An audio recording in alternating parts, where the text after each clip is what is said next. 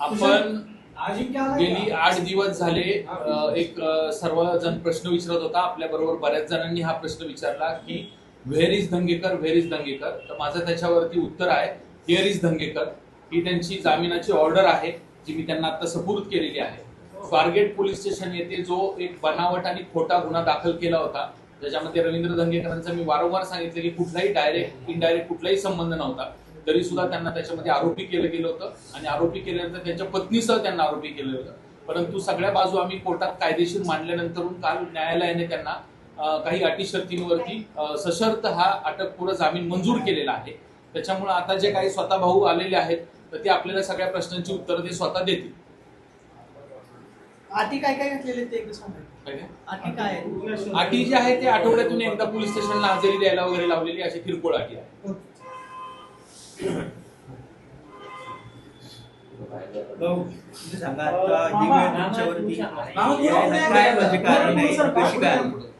तुमच्यावर गुन्हा दाखल झाला होता, त्यानंतर तुम्हाला अटकपूर्व जामीन मिळालेला आहे.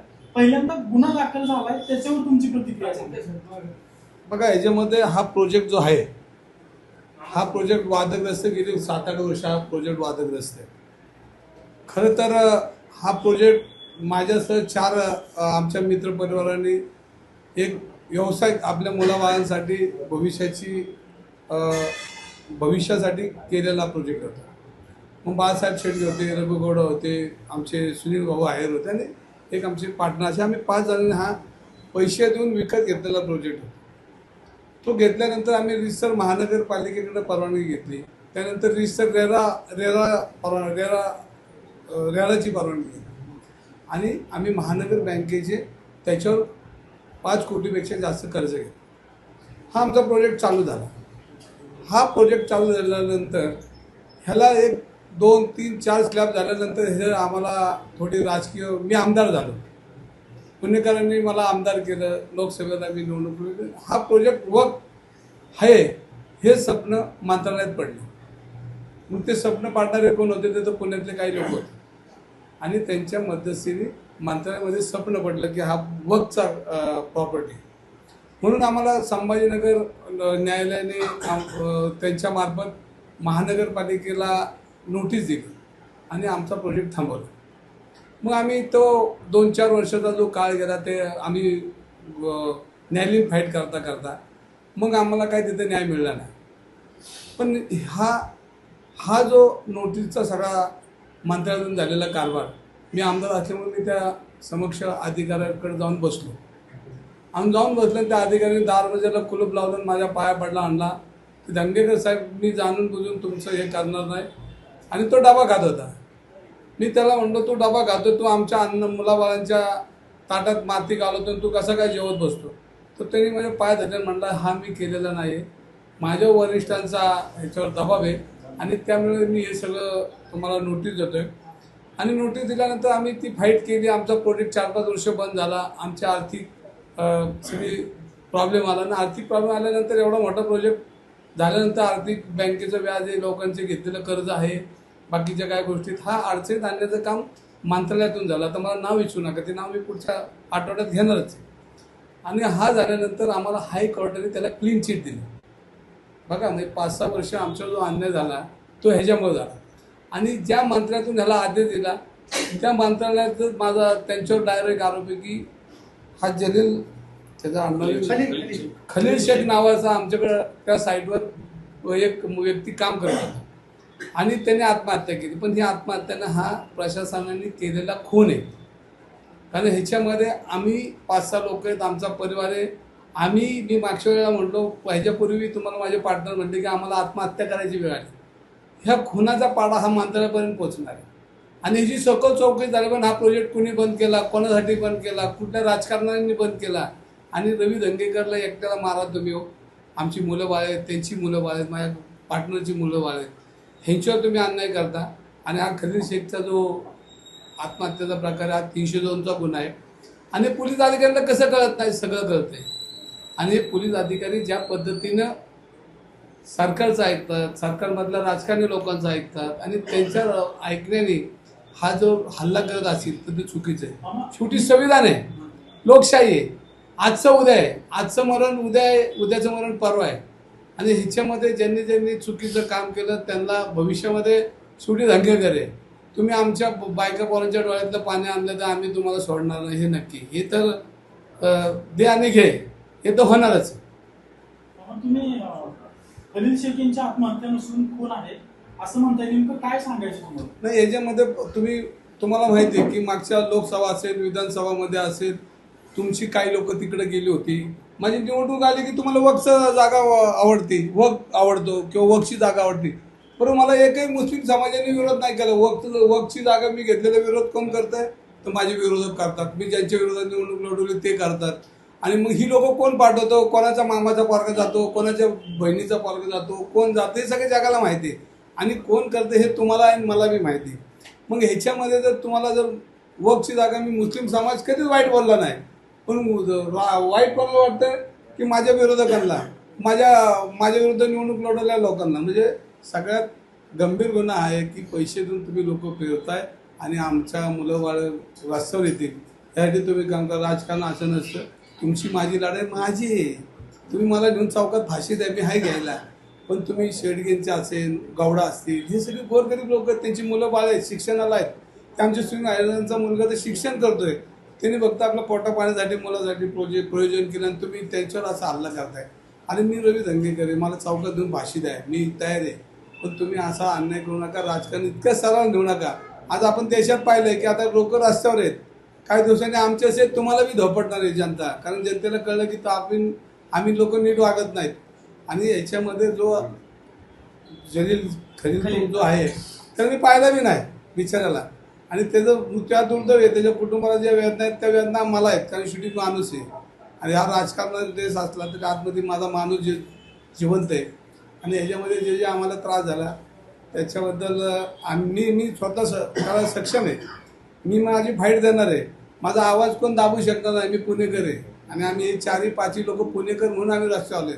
आणि हा डाव जुनाच होता की बोटची जागा काढायची, आमच्या बायकांना अटक करायची, जेलला न्यायची, हे जुनाच चाललेलं आहे. मधल्या काळात 2 दिवसात तर मी ऐकत होतो दंगेकरला आता मोका लागणार आहे. मोका चौका काय असेल ते लागू द्या, पण माझ्यावर तुम्ही करा, माझ्या मुलाबाळांवर, माझ्या मित्रांच्या मुलाबाळांवर जाऊ नका. हे राजकारण करू नका. आणि जर राजकारण करता तर समोर यांनी आहे ना.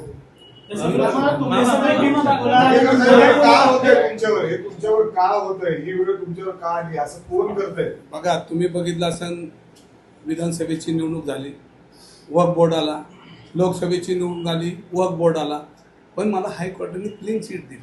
म्हणजे हे कोण करत होते तुम्हाला माझ्यापेक्षा जास्त माहिती आहे. तुम्ही म्हणजे तुम्ही नाही वैयक्तिक, जे प्रेस तिथं जाऊन येत होती, ते समोर बोलत होते, जे तुमच्याशी डायलॉग करत होते, ह्या लोकांना खात्रीने विचारा की तुम्ही जे एखादा प्रोजेक्ट, आणि राजकारणामध्ये बायका पारवर येत नाहीत. बघा, मी काँग्रेस पाहिली, जनता दल पाहिलं, मी 40 वर्षात पाहिलं, पण वैयक्तिक जीवनामध्ये कुठल्याही राजकारण्याने असा हल्ला केला नाही. पण वरच्या लोकांना कळतंय का नाही हे बी मला कळत नाही. का चुकीची माहिती देतात हे बी कळत नाही, का ते जाणून बुजून करतात हे बी कळत नाही. पण जर आमच्या मुलाबाळांना जर तुम्हाला जेलला पाठवायचं असेल, ते राजकारणाचे संकेत नाहीत.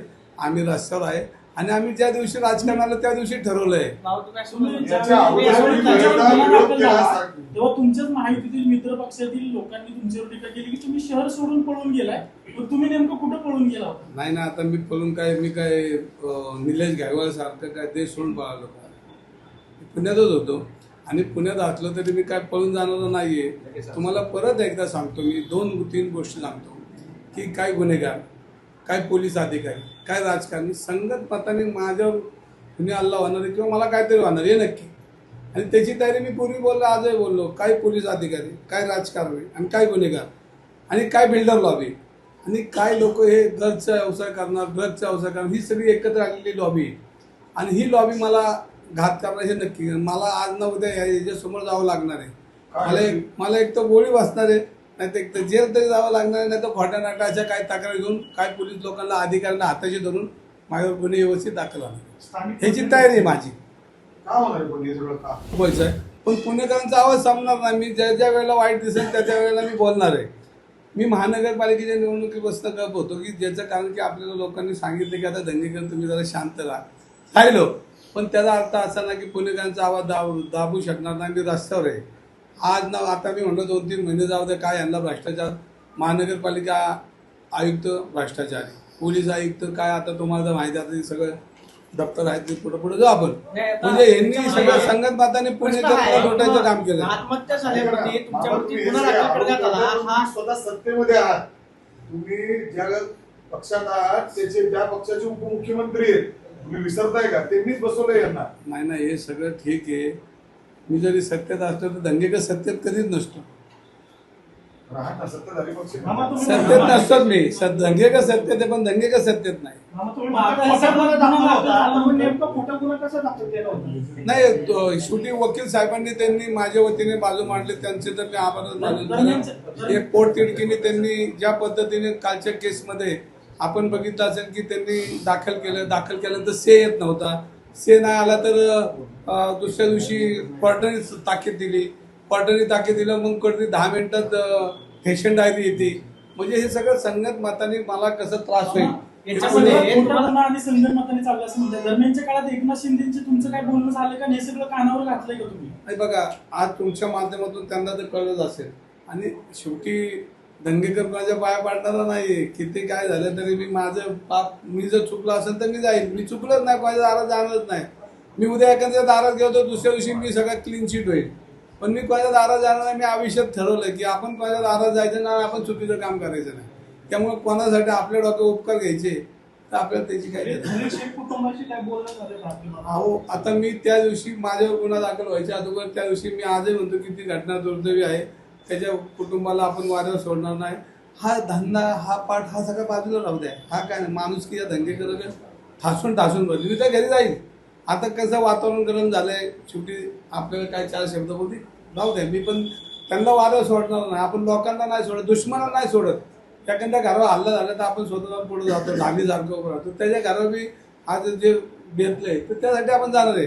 नंतर खोटा गुन्हा जो दाखल झालाय याच्यामध्ये राजकीय दबाव नक्की कोणाचा होता की दिल्ली शेखनं जो व्हिडिओ बनवला त्याच्यामध्ये असं म्हटलं की फक्त दंगेकरांनी मदत केली नाही.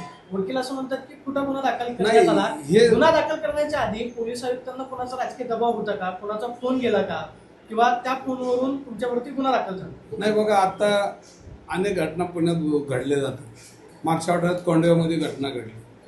त्या मृत्यूने DCPचं नाव लिहिलं, PIचं नाव लिहिलं, काही लोकांची नावं लिहिली. कुठे गुन्हे दाखल झाले हो? त्यांनी तर नावं लिहिली होती. तुम्हाला माहिती आहे कोंडव्याला मागच्या आठवड्यात तो प्रकार झाला. DCPचं नाव लिहिलं तरी त्यावर गुन्हा नाही. आणि दंगेकरचा संबंध नाही. मी तिथं पार्टनर नाही. बरं ठीक आहे, माझी पत्नी आहे. पण आम्ही 2015ला ह्याचा राजीनामा दिला किंवा ह्याच्यातून बाहेर पडलो.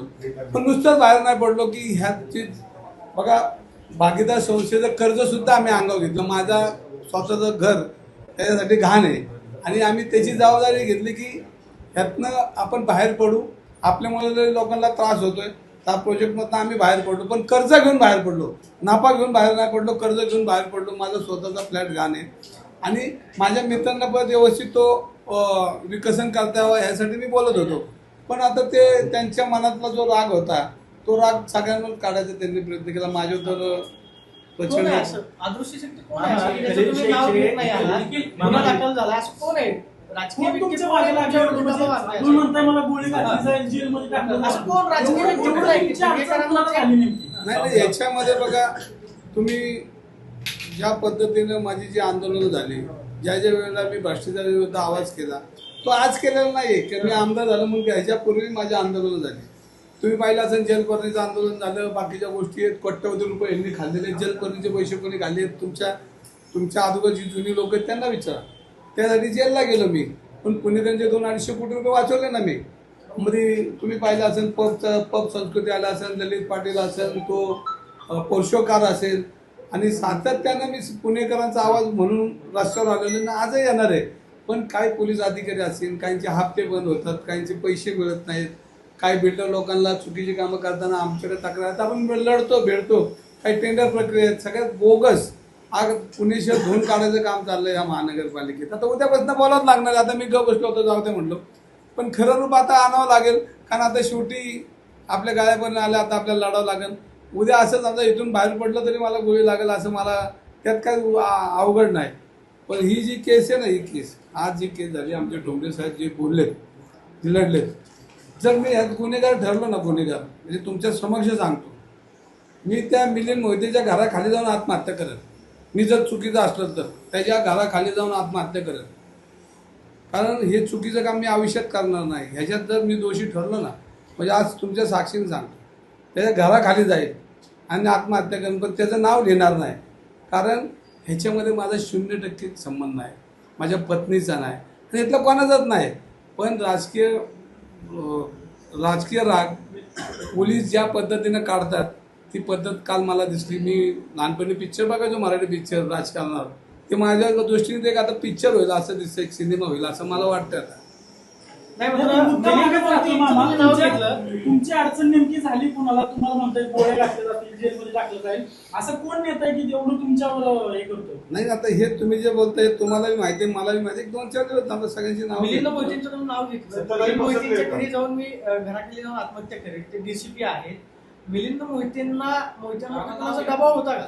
मिलिंद मोहितेंना ह्यासाठी मी आत्महत्या करेन म्हणलं. आजही परत एकदा सांगतो की मी जर चुकीचं असलं ना तर 100%, आणि मला कोर्टाने जर ह्याच्यामध्ये जर सजा दिली तर 100% करेन, कारण मी पापी आहे. पण मी नसेल तर त्याचाही जबाब विचार जाणार ना, माझी केस सुटलं. मिलिंद मोहिते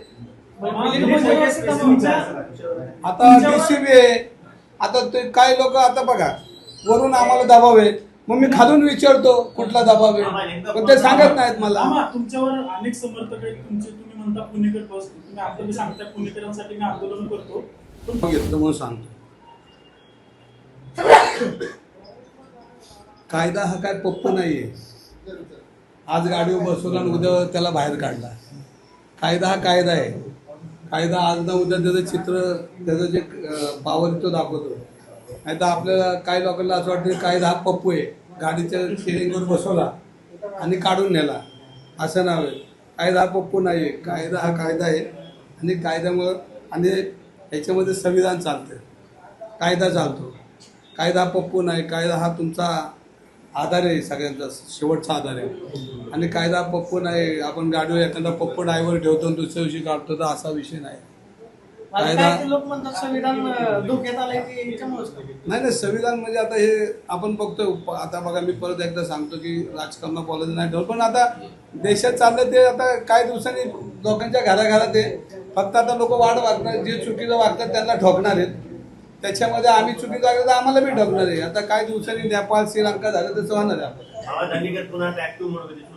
नाही, दंगेकर कधी बंद होते? दंगेकर फक्त बघत होते की काय चाललंय ते.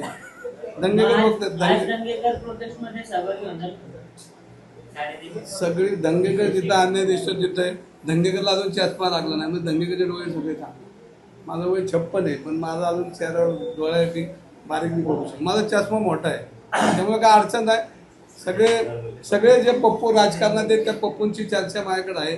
मी आता त्या पप्पूकडे जरा बघतो आणि कसं काय ते बघू आता. नाही, आपण नाही म्हणत. आपण जे पप्पू म्हणतोय हा पप्पू आहे राजकारणातला किंवा काय, तर याच्यामध्ये कायदा हा पप्पू नाही. कायदा हा कायदा आहे. त्याला डॉक्टर बाबासाहेब आंबेडकर साहेबांनी संविधानाला आकार दिलाय. त्यामुळं कायदा हा काय कोणाच्या घरचा बांधील नाही. आज नव्हता राजकीय कवच संपलं की कायदा परत कायदा आहे. सगळ्यांना जेलला जावं लागलं. मी परत म्हणतो पुणे कमिशनरला बी जेलला जावं लागलं. आणि कोणाची नावं घ्यायची आता ती तुम्हाला तोंडपाड झाली फक्त आता माय तर सगळ्यांना माहिती. आणि तुम्हाला महानगरपालिकेला उद्यापासून भ्रष्टाचार असेल रोज काढतो. आता मला कामच नाही राहिलं ते.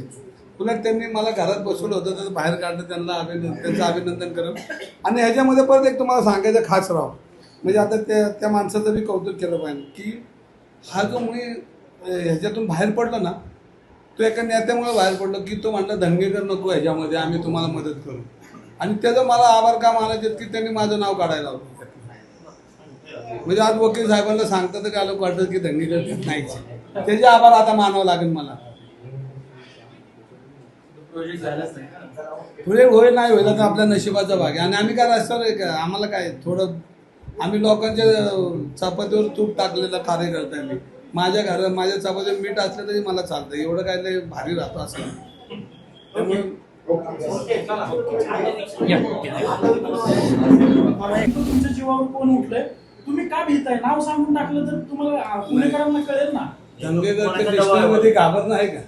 वकील शेजारी बसले हा. दंगेकरच्या कृष्णेमध्ये नाव घाबरलाय काय? का नाव काय? घाबरला नाही नाही 1-2 मिनिटं याच्यामध्ये तुम्हाला मी सांगतो मला अजून सगळे पुरावे हे सगळं आणलंय ना दप्तर मी हे सगळं दप्तर आणलंय बघा या देशात राज्य चालतं लोकशाही चालते ठीक आहे इकडं तिकडं तुम्हाला माहिती का पुणे पोलीस आयुक्त जेलमध्ये होते आपले कायदा काय म्हणतो फक्त 19-20 राजकीय कवच जोपर्यंत आहे तोपर्यंत ह्या शहराचा पोलीस कमिशनर हा जेलला बसलेला तुम्ही पाहिलाय मी बी पाहिलं आहे हे काय सोपं नाही आज ना उद्या याचा हिशोब द्यावा लागतो पण राजकीय कवचमध्ये किती दिवस वागायचं ना आपण काय पाप करायचं हे बी ठरलं पाहिजे सुटी लोकशाही म्हणजे इथं कोणाला सुट्टी नाही कोणत्या पक्षाचे नेते आहेत काय मंत्री आहेत किंवा काय आहेत की त्यांना पोलीस ते सांगतील तसं करतायत आता ते नाही का तुम्ही नेहमी बोलता कोण कोण माझ्या विरुद्ध बाहेर देतं ते तुम्हाला माहिती आहे की काय वेगळं सांगावं लागतंय का नाही, तुम्हाला?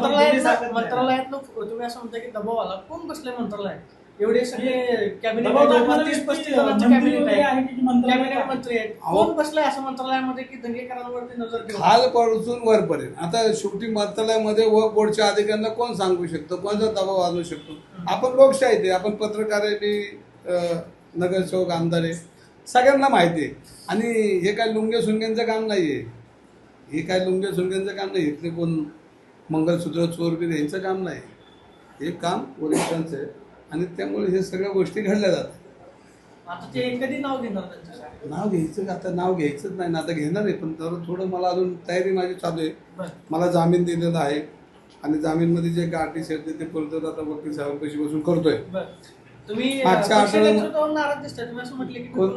कुणाकडे पाया पडायला जाणार नाही तर म्हणजे माझ्या काय चुकीचं नाही किंवा घाबरणार नाही मी चुकीचंच नाही बघा तुम्हाला सांगू का मी मंगळसूत्र चोरलं असतं ना तर मी गेलो असतो लोकांच्या घरी साहेबांच्या मला वाचवा माझी आई गेली असती माझी बहीण गेली असती माझी बायको गेली असती की माझ्या नवऱ्याने मंगळसूत्र चोरलं माझ्या नवऱ्याने काहीच नाही केलं की काल माझ्याबरोबर आम्ही एकच होतो ते म्हटले बिंदास तुम्ही ज्या रोडला आहे त्या रोडला मी आहे तुमच्या सुखात आहे आणि दुःखात आहे म्हणजे मला घरनं माझी पत्नी नाही माझ्याबरोबर त्यामुळे मला अडचण नाही ती